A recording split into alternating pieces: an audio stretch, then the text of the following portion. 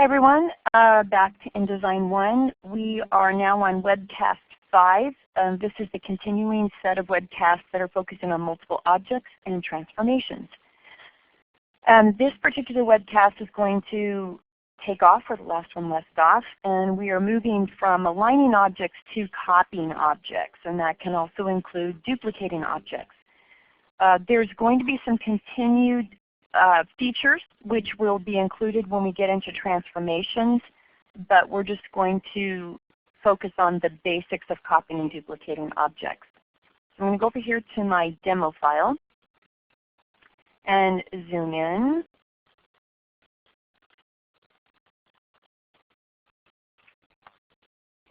All right, we know that with just about any program that we work on, we have the ability to go to the edit menu and copy something, and then go back to that edit menu and paste it, or use the keyboard equivalent, Control or Command C as in copy, or Control or Command V as in Victor, which is the paste command. And those commands work just fine inside of InDesign. But when you do a generic copy and paste like that, InDesign determines where that copy is going to be pasted. And typically, InDesign always pastes that in the center of your screen. Not the center of your page, but it takes what's the application window and then pastes it in the center. So let's just try that. I'm going to select this blue rectangle, and I'm going to copy it using either my keyboard equivalent or using the menu, Edit, Copy. And then I'm going to deselect off of that object and then go back to the edit menu and just choose paste. And sure enough, if I look at my screen, measure from over the left edge to here, over to the right edge to here, and then top to bottom, you can see that it's pretty well centered on my screen. And that may not be where I want that object to end up. And it takes extra steps to move it. And in InDesign, we are given so many options to become efficient. And one of the frustrating things I think for a new student is it seems like there's 10 ways to do everything, which is usually true. But by understanding the different ways to accomplish the same task, you are going to be able to adapt how you do something to the situation. That's going to make you faster, it's going to make you more efficient, and it's going to make you a much more valuable user if you're doing work for other people. And it also impresses your friends. I love David Blattner has a saying that to know these things is not just for impressing your friends, but it does actually make you more efficient. So I'm going to delete this item. Now, before I leave that whole copy and paste, I want to show you where that command is important. Let's say that I am working on a set of master pages, or I'm working on a bunch of left-hand pages. I can click, another client is uploading things to Dropbox. Sorry about that. So you're getting all of the information about what's being uploaded, which I can't turn off at the moment. Anyway, let's say that I want this particular rectangle to appear in the exact same place in a different page. Well, in that case, this is going to be a nice way to handle that, because if I try some of the other methods, I may not get the result that I want, or I'm going to have to keep dragging and scrolling. So again, I'm going to copy this, but this time instead of using the edit menu, I'm just going to right-click and choose copy. And then I'm going to move down to the next left-hand page. I'm going to zoom out so everybody can see the whole page. But this time, instead of using paste, I'm going to use this command, paste in place.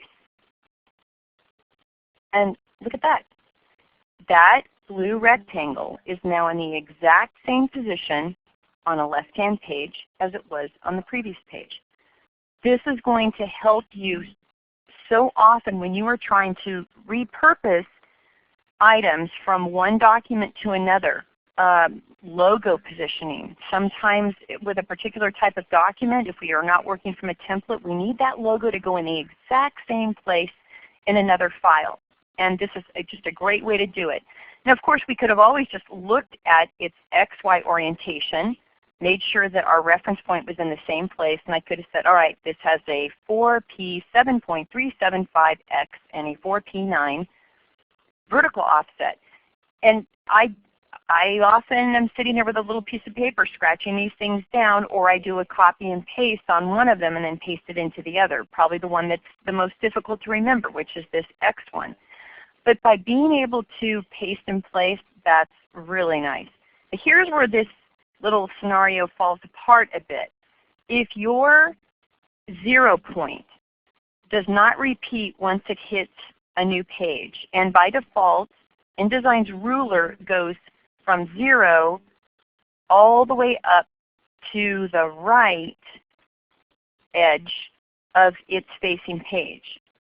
So I'm looking at a spread here, and this is where this isn't going to work. If I copy this, and then I move to this page, and I can even try to force myself to go to that page by double-clicking on the page in my Pages panel. If I now do paste in place, it pastes it right on top of the previous one because it sees the entire spread as a single 0 to whatever it is. In this case, it's what, 96, 97, 8, 9, 10, 11, well, I don't see, 96, 97, 98, 99, somewhere around 100.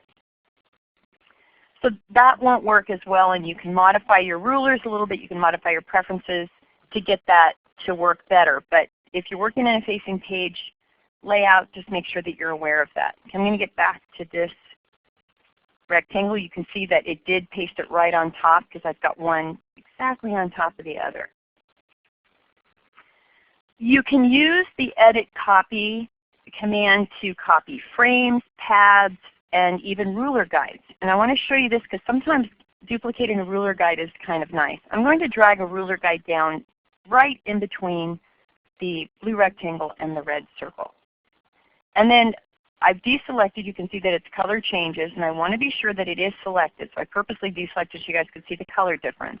And now I'm going to copy, and this time I'm just using my keyboard equivalent, Control-C or Command-C. And I'm going to move down to that left-hand page because as we know, it's going to work better if I stay on the same side of a spread. And I'm going to right-click and choose Paste in Place. Notice that that guide went in the exact same place. Let me zoom out. On the second page as it was on the first page. So you can extend this functionality to lots of different items. I'm going to delete that for the moment. And let's move on to another way to copy objects. Of course, the way that I duplicate images or copy images or frames or rules or anything else, I would say 95% of the time, is I do a drag of that object. And that's because often I want that object, the duplicate of that object, right near the first one. So I select the object, I hold down the Alt key on the PC or the Option key on the Mac, and I drag. And whatever you drag is duplicated. We talked about this in the webcast where we were talking about placing footers on a page, on two master pages, a left and a right, and this is a great use of that. But what if I want to duplicate this rectangle and I want it to be absolutely parallel to the previous one, have the exact same vertical offset? Well, in that case, I hold down my Alt key, which gives me the second little arrow, like a little shadow arrow, but then immediately I need to hold down my Shift key. And whatever direction I start dragging, it will try to hold to that direction and not let me waver up and down. So there's 1, 2, and then of course my smart guides are telling me when that distance between the first and second is the same between the second and the third. And I can go through and create several of these, and I know for a fact now that because I held down my Shift key, all 5 of these are aligned exactly at their tops, and I know that their gaps are exactly the same. But this took me a little bit of time, so I may not want to do that for multiple objects. We're going to get into another method a little bit later in this webcast called step and repeat, where we can automate this to a certain degree. Now I'm going to jump ahead just for a sec because it's a similar type of solution to automate the duplication of an object, but instead of using step and repeat, we're going to use the same Alt function. Now the reason I don't use this is because it's a bit of a finger mangler. I click on the object. I have to hold down my Alt key, and I need my Shift key also to keep in mind. But as I start to drag, I can use my right arrow key. I pressed it 3 times, and what I'm getting here are 3 additional. I must have pressed it, 1, 2, 3. I must have pressed it one more time, and I can see that I get 4 objects, 4 additional objects. Let me do that again. So I have my object selected. I hold down my Alt key or the Option key on the Mac, and if I want them to duplicate in parallel, I'm going to have to hold that Shift key down as well. But for this time, I'm just going to leave the Shift key off, and I'll show you what happens. As I start to drag, I click on that right arrow key, and every time I click on the right arrow key, it is adding another object. Now without the Shift key, I'm able to create this kind of slant of objects, and there's some nice effects I can do with this, which we're going to find out we can do with the step and repeat as well. But in order for me to do this, I've had to move my hand over to the right side of my keyboard, and I'm really stretching. Now I'm on a PC right now, and depending on whether you are on a laptop keyboard or a full-size keyboard, or if you're on the Mac, in some cases, for example, my Mac laptop only has one Option key, and that's over here on the left-hand side, but my arrow keys are over on the right-hand side. There's no way I'm going to be able to stretch my hand from the Option key on the left to an arrow key on the right. Keep my right hand on the mouse. You know, I'm just fighting myself. So this is why, though this is a really awesome effect that I have access to, I just don't use it. Okay. Let's talk about another way to duplicate an object. When you do a copy and paste, that copy goes into what we call the clipboard. This is a universal term, whether you are on a Mac or a PC, or whether you're on Windows XP, 7, 8.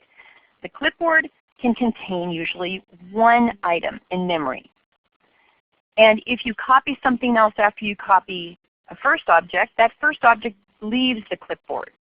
So we always want to be aware of what's in our clipboard if we're using some sort of copy and paste.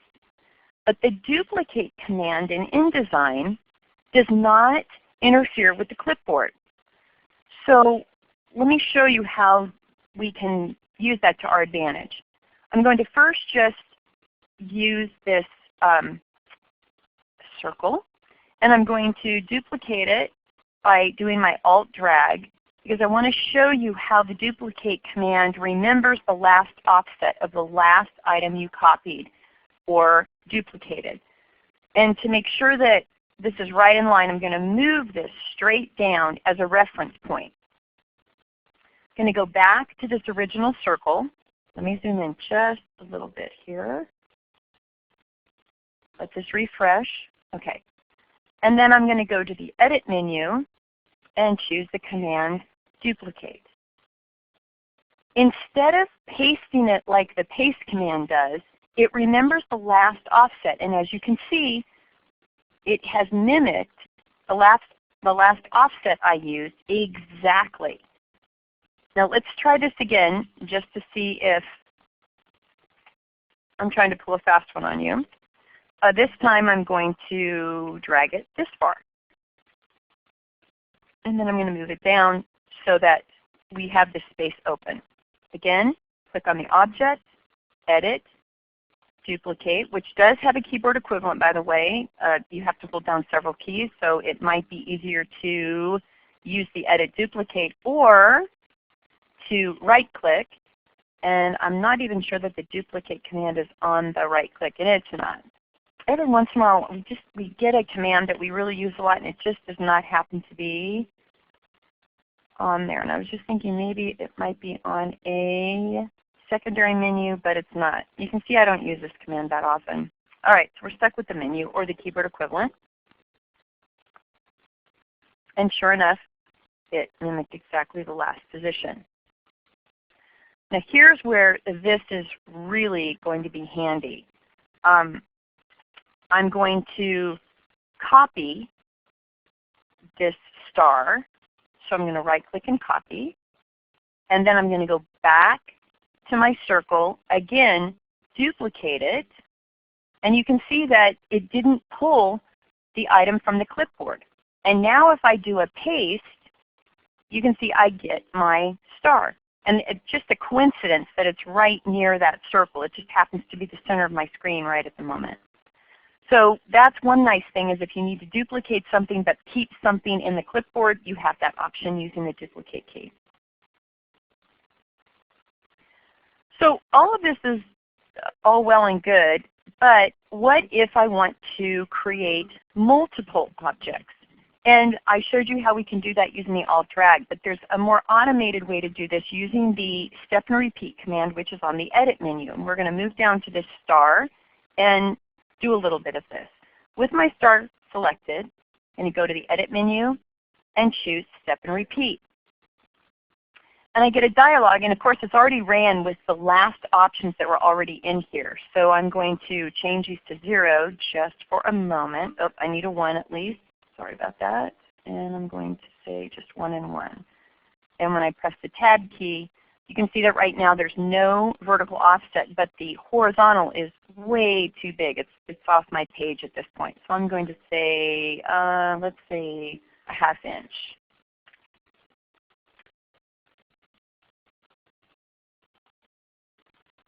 And as I create another column, you can see that it's duplicating it. And they're overlapping because there's just not enough space here between. 3 picas is not enough to separate these stars. So I'm going to increase the space so that I get some white space between each of these. And because it has create as grid selected, which on my system is the default, it means that if I increase the rows, so let me do the rows, increase those by 4, but there is no vertical offset.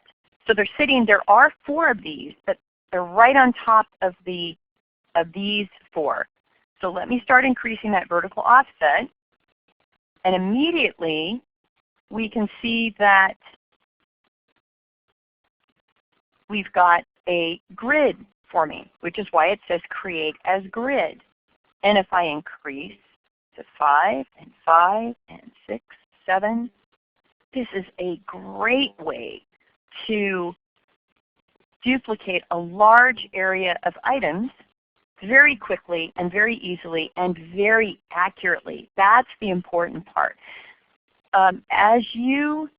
If you're just designing, you have lots of leeway to determine how you're going to design something. But once that design gets put into production, possibly by hundreds of times, let's say that you're working on a company technical note or app note, there has to be consistency from one to the next because you need to enforce that company brand, and that brand is part of your design.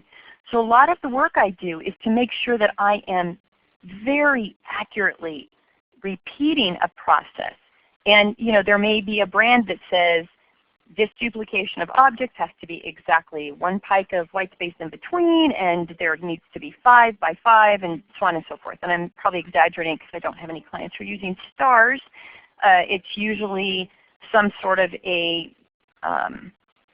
rule, or it's a logo, or some piece of the logo. But anyway, I think you guys can get my drift here. Now if I'm going to delete these cute little stars, though I like them. Actually, I'm going to do an undo because I want to keep that 1 star there. If instead I don't want a grid, I just want to use step and repeat to create a single row or a single column, I can turn off the grid, create as grid. Notice immediately that column disappears and row gets turned into count. Now let me just show you that again. On, we have rows and columns. turn it off, and we just get a count. Right now I have a 5 pica vertical and horizontal, but let's bring that count down. I'm going to, by the way, when you're clicking on these little arrows, I think I've mentioned this before, but you may not remember. If you want to move through a measurement faster, you can hold the Shift key down and it jumps much faster. If I have the vertical offset set to 0, I get a row. If I make the horizontal offset 0, in this case I'm going to click on 0 to highlight the field, type a 0. Oops, not a -0, but a 0. And I'm going to change my vertical offset. So horizontal offset to 0 is going to set that alignment to a vertical alignment, and there's going to be no horizontal offset whatsoever. And if you're going to create a combination, you're going to get this little slant. And I know some of you who are really into creating special effects, there's just so much you can do with this. I absolutely love it. All right. If I had a graphic, and let me just go ahead and click OK, and I'm going to delete this. Say that I have a couple of vector images over here on the side. I'm going to bring my little daisy here. And let me go to Step and Repeat. Trying to get this dialog out of the way so you guys can see the impact of this. And you can see that my daisies took immediately the last offset that I had. I'm going to bring this down to 4, and maybe I need the vertical to be, or the horizontal, I think, a little bit more. So I have just a little bit of space between my daisies. And if I go into Preview, you can see how nicely you can populate a page with a certain type of pattern. And if I had used the grid, I could have had daisies covering this entire page. All right. That's it for objects. I hope you guys will jump into that right away and practice it. In fact, I hope sometimes when you're listening to webcasts, you have InDesign open if possible on your machine. I know I do this a lot when I'm listening to webcasts on different applications. I pause it and then I try it immediately. And I find sometimes it really helps me remember things because immediately my hands are interacting with that thought. And sometimes when you're mixing that muscle memory with your brain memory, it tends to last a little bit longer. Right, when we are copying and pasting, I want to just move from objects to text for a moment because one of my favorite commands has to do with copying and pasting text. I have 2 lines of type here, this text in this line and then the text in a new format. And this is going to work as well when we get into paragraph and character styles, but let's just zoom in here on these 2. If I copy text, so let's say that I wanted this particular text box to say the text in a new format. So I go over here and I say, all right, I'm going to select a new format, and I'm going to copy it. And in this case, I'm just going to use my keyboard equivalent, Control or Command C. And then I'm going to replace this line. Whatever you have selected when you paste text gets replaced, just as you would expect in Microsoft Word or any of these others. But when I do the paste, I've got a problem. Half the line is the old format and half the line is the new format. And that's not what I want here. What I really want is for the new text to take on the format of the previous line. So instead of carrying over the red and the, what is this, Avenir 20 on 21, I wanted to replace this text, but I wanted to stay in Adobe Caslon Pro semi-bold at 23 point on 25 point. And I can do that. I'm going to select the text again, highlight what I want replaced, but this time instead of using just paste, I'm going to use the paste without formatting. and voila, I get exactly the effect that I wanted. Maybe I want to stretch this out so the format fits, but regardless, you can see that it takes on the attributes of the destination location. I use this all the time in my work. It's one of the most common paste commands that I use on a daily basis because I'm often pulling text from one document, putting it into another document, but I need it to take on the attributes of the new document, the document that already has its format defined and it's different from the place that I copied that format from. When you paste text from anything outside of InDesign, it automatically does this. InDesign does not carry the attributes of other applications in a copy and paste function. But if you're going from one InDesign document to another, or from one page in an InDesign document to another page, this is where this command is going to come in really handy. All right, there was one other thing I wanted to mention. I'm just going to see if I can quickly go back to this. This was from the previous webcast. We were going over align and distribute. One of the things I realized I didn't really touch on very much, I kind of jumped over it, was the distribute objects and this little U spacing. Because I typically use, when I want to put a specific amount of space in between, I use this bottom one. But I want to explain what this does.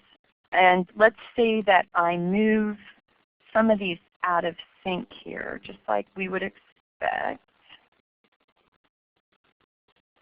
All right, so the distribution of these is off, right? We have an irregular distribution here. So I'm going to select this.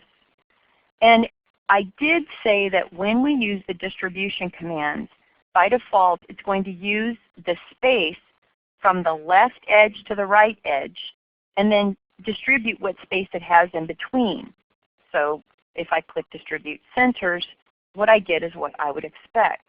But what if I say that instead of using the total selection as the area that it has to work within, what if I want a specific amount of space between the centers? So let me just look at the width of this daisy. It's about, what is it, 4 picas, 10 points, a little over that. So let's say I wanted, let's say double that between each center.